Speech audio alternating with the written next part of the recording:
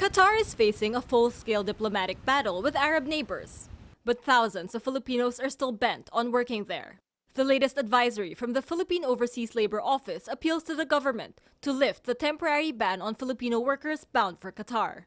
The Qatari government assures the public things are back to normal after the initial panic when 7 neighbors announced they are cutting ties with the tiny oil-rich state.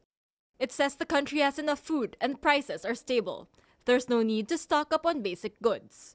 This after OFWs posted photos of store shelves completely empty and people carting away piles of groceries.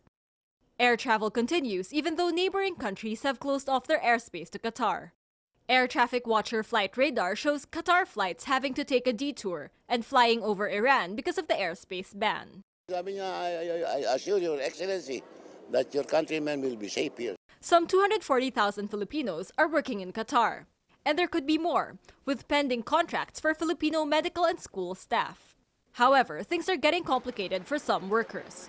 The labor attaché says there are unconfirmed reports Qatar will send away Egyptian residents. This could leave many Filipino domestic workers without employers, and worse, without accommodations, pay, and work permits. The Department of Labor and Employment is still in talks with government agencies about the situation in Qatar. Until then, the travel ban will stay. No exceptions, even for workers with ongoing contracts and returning from vacations. Labor Secretary Silvestre Bello says it's better to be safe than sorry. Sabi ko dun sa crisis committee, we'll have to have a hour-by-hour assessment of the situation. So, kailangan tuloy-tuloy yan. Baka mamaya nilip ko, biglang nagkaputukan, napatay ako. Dole is offering assistance to OFWs in Qatar who wish to go home voluntarily.